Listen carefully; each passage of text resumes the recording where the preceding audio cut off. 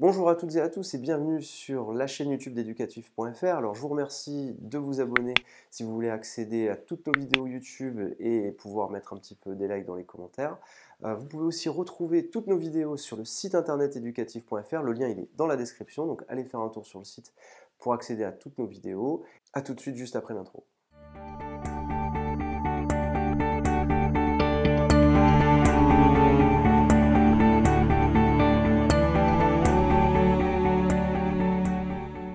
Bonjour à toutes et à tous, je vais vous donner un petit coup de pouce pour le grand oral, c'est-à-dire une petite notion mathématique qu'il faut connaître. Si jamais on vous interroge dessus, la notion d'équation différentielle, bien avoir en tête ce que c'est déjà. Alors, une équation différentielle, quelle forme ça a? Vous les voyez souvent dans les livres sous la forme, par exemple, je vous en donne une, y' égale y. D'accord? Donc qu'est-ce que ça veut dire? Ça veut dire que vous cherchez des fonctions, et je vais l'écrire autrement. Vous pouvez le voir comme ceci, y' de x égale y de x. Parfois, vous avez cette notation-là, ou vous pouvez avoir cette notation-là, f' de x égale f de x. C'est-à-dire que le problème, ça sera, trouvez-moi toutes les fonctions qui vérifient f' de x égale f de x. Et vous voyez que je fais une petite erreur, je l'ai fait volontairement, il faudrait quand même rajouter à quoi appartient x.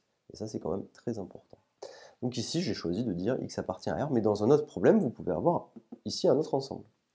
Alors, une équation différentielle, là je vous en ai donné une très particulière, il y en a plein d'autres, de plein d'autres formes. Par exemple celle-ci, alors elle reviendrait à faire ceci. Vous devez chercher toutes les fonctions qui, quand je dérive la fonction, j'obtiens la même fonction. Y' égale y, f' de x égale f de x. Donc il peut y en avoir une, il peut ne pas y en avoir, il peut y en avoir une infinité, on ne sait pas. Donc, pour notre problème qui est ici, on cherche toutes les fonctions qui, quand je dérive, je tombe sur y. Donc, il y en a une que vous connaissez très bien, c'est la fonction exponentielle. Et vous savez que la dérivée de la fonction exponentielle, c'est la fonction exponentielle. Donc, on pourrait se dire, ah ben tiens, la fonction qui a x associée exponentielle x, elle convient. Mais il y en a peut-être d'autres. Et en effet, si vous rajoutez une petite constante devant, vous voyez que k exponentielle x, quand vous dérivez, ça fera k fois la dérivée d'exponentielle x, ça ce sont les formule sur les dérivés que vous connaissez, k u', c'est k fois u', attention, k étant réel, c'est une constante fixée, c'est pas une fonction. Et bien, du coup, vous obtenez k fois u de x. Donc regardez bien, j'ai ma fonction ici, je la dérive, j'obtiens la même. Donc vous voyez que les fonctions, toutes les fonctions qui a x associent k exponentielle x avec k réel, eh bien elles conviennent.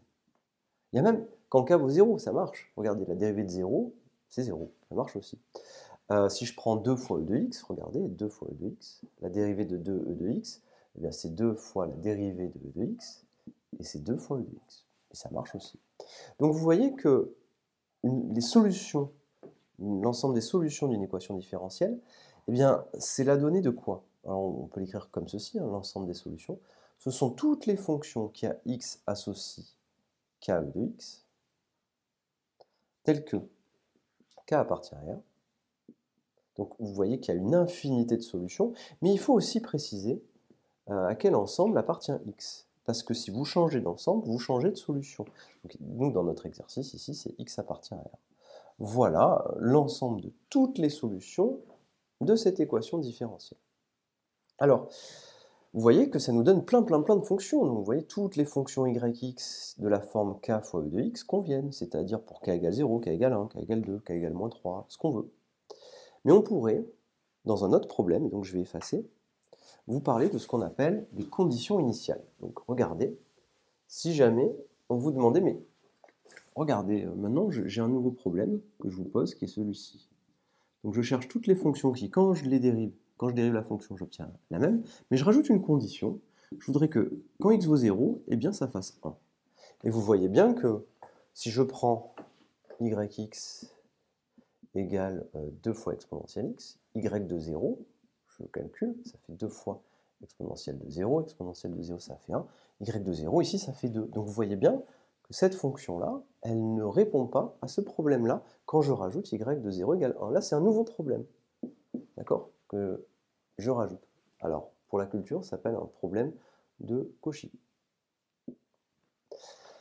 Alors si jamais on vous parle de ceci, ben ça s'appelle ce qu'on appelle une condition initiale. Oui, initiale, pourquoi? Parce qu'on est en 0, donc condition initiale. Et donc, parmi toutes ces solutions-là, eh bien, regardez, si jamais on fixait k égale à 1, eh bien, en fait, lorsque k vaut 1, on répondrait à notre problème. Donc, regardez bien.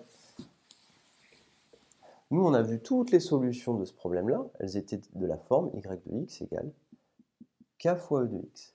Mais si on rajoute la condition y de 0 égale 1, ben regardez, il faut qu'on trouve le bon cas pour que ça fasse 1. Donc, ça nous fera k e de 0 égale 1. E de 0, ça fait 1. Et donc, on a que k est égal à 1. Donc, vous voyez que ce problème-là, je l'ai un peu vite rédigé, eh bien, les solutions de ce problème, ce sont toutes les fonctions qui à x associent exponentielle x, avec x qui est un nombre réel. Et en réalité, on est dans le cadre où le petit k qu'on avait ici, il vaut 1.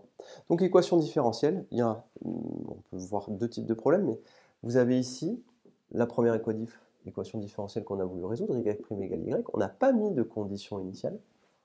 Et on a rajouté ici une condition initiale. Rappelez-vous, l'ensemble des solutions d'une équation différentielle, c'est la donnée d'une fonction et aussi d'un ensemble.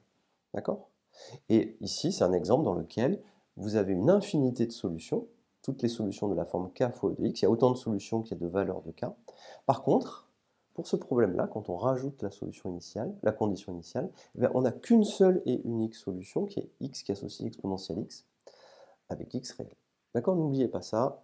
L'ensemble des solutions, c'est la donnée d'une fonction et d'un ensemble. Je vous remercie et à bientôt.